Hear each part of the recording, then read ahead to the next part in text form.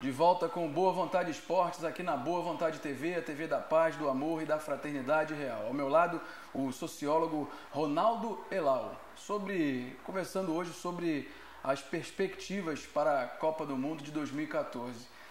Dentro de campo, você acha que esses jogadores atuais, por exemplo, estão preparados para ganhar a Copa do Mundo? Olha só, toda a Copa do Mundo, seleções como o Brasil, Argentina, Itália e Alemanha, vamos falar dessas quatro principalmente, são sempre favoritas. Não importa como elas chegam. É só você pegar a história das Copas do Mundo.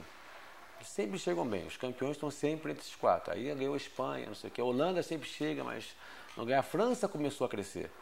Né? Foi uma final, foi duas finais, ganhou uma, foi vice na outra.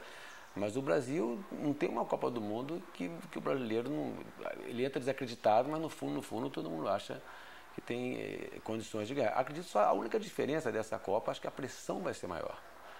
A pressão pela vitória é maior. Eu vejo até com bons olhos o fato da seleção brasileira não estar jogando o futebol que todo mundo queria ver nesse momento.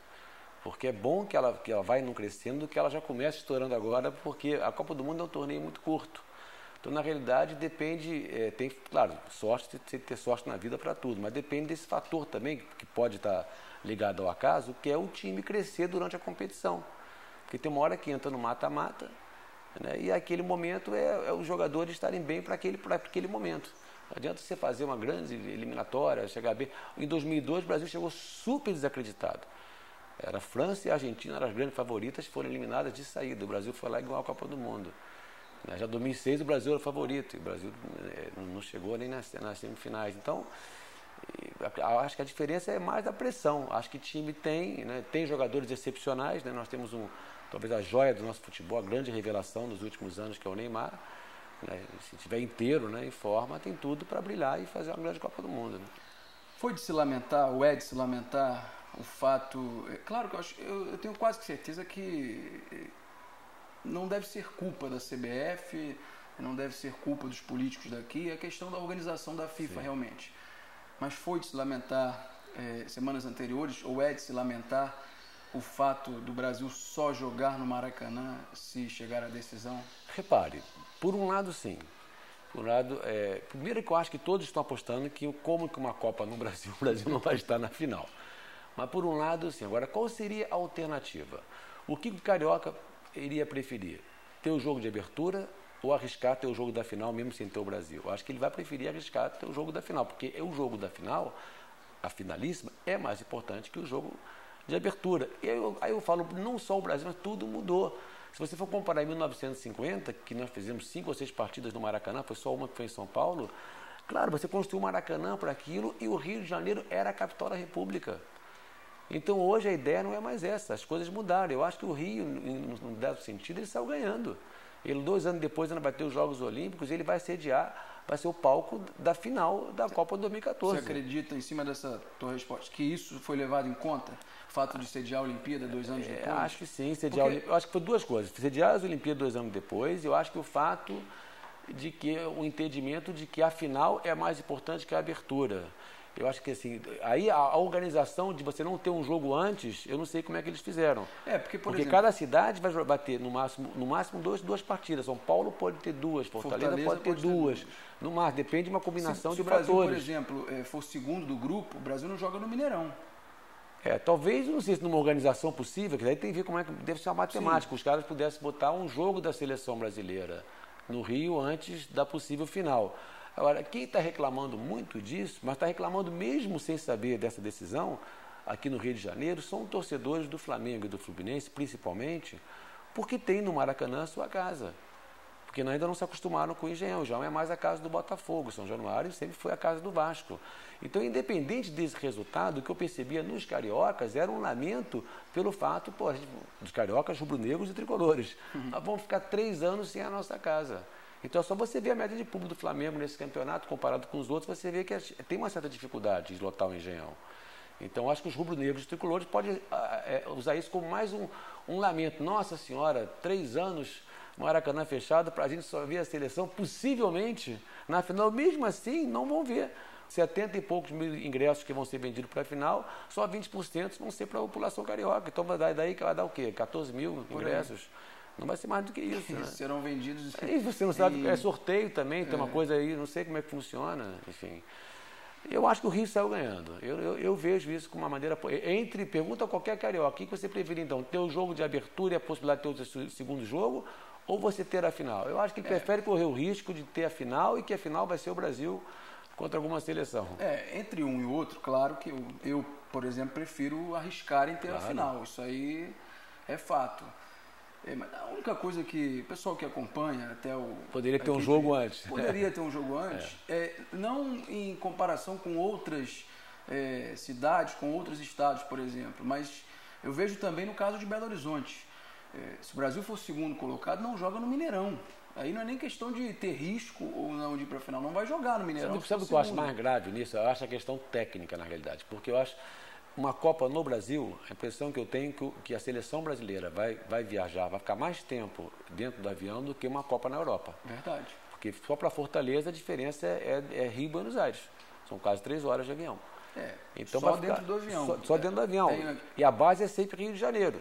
Então, quer dizer, a Copa no Brasil, a seleção brasileira vai ter um desgaste maior de locomoção do que quando é uma Copa na Argentina, por exemplo, né, que foi dali para Mar del Plata e Buenos Aires, que é do lado, né, ou uma Copa num país da Europa, que você viaja pouco, né, vai uma Copa na Alemanha, então você viaja pouco, quer dizer, são viagens curtinhas.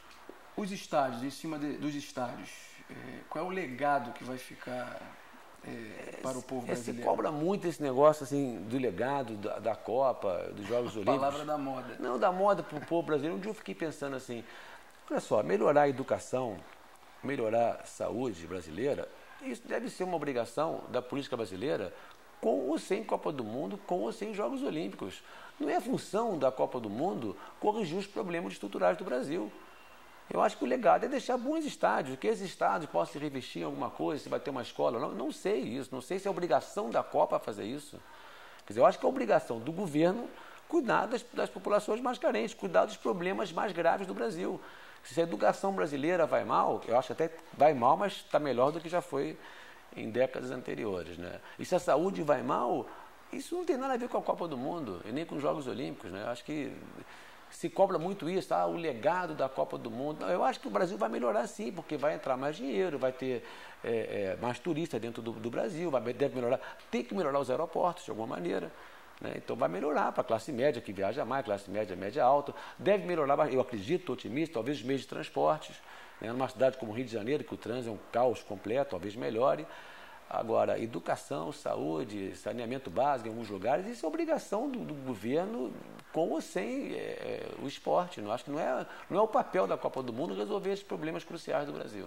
A quantidade de turistas que a gente vai receber, o Brasil vai estar preparado, eu sou otimista, mas tem que se preparar para receber melhor. Eu acho que tem que ensinar mais as pessoas a dominarem o básico do inglês e o espanhol que todo mundo acha que fala, mas que não fala. Eu acho que a quantidade de turistas que a gente vai receber em 2014, 2016, para isso o Brasil eu acho que o Rio ainda não está preparado, não. Se o Brasil não for campeão, o povo brasileiro fica satisfeito, por exemplo, com uma seleção da América do Sul campeã, Uruguai ou talvez até a Argentina? Depende. Eu vou te falar uma coisa que aí vai surpreender. Se o Louco Abreu estiver jogando no Botafogo, os torcedores do Botafogo vão ficar satisfeitos. Se tiver um jogador do Flamengo jogando na seleção argentina, eles vão ficar satisfeitos. As relações com os clubes, elas tendem a ser maiores hoje em dia do que a relação que se tem com a seleção. Só acho que não vai ser mais assim. O que acontecia na época dos Estados-nações, as derrotas ou as vitórias do Brasil, a derrota em 50, ela foi vivida pelos brasileiros como uma derrota de um projeto de nação brasileira. E a vitória em 70, por sua vez, foi vivida como não como uma vitória da seleção brasileira, mas como uma vitória de um projeto de nação brasileira. Se você pegar as vitórias de 94 e 2002, a derrota para a França em 98, as pessoas ficaram tristes, ficaram contentes, mas essas vitórias e derrotas não transcenderam, não ultrapassaram o universo esportivos.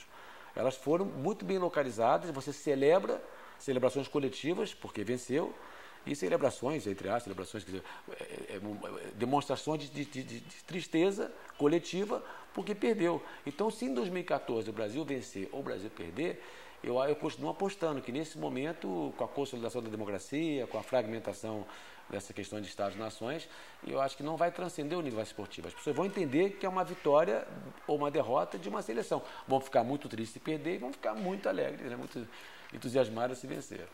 Legal, conversei com o Ronaldo Elal, sociólogo que coordena o curso de extensão Brasil Pentacampeão e Perspectivas para a Copa de 2014, um papo muito legal, poderia ter sido com muito mais tempo, quem sabe até a Copa de 2014 poderíamos marcar um outro papo. Muito obrigado pela participação, Ronaldo. Eu que lhe agradeço, obrigado. E você continua na audiência da Boa Vontade TV, a TV da paz, do amor e da fraternidade real.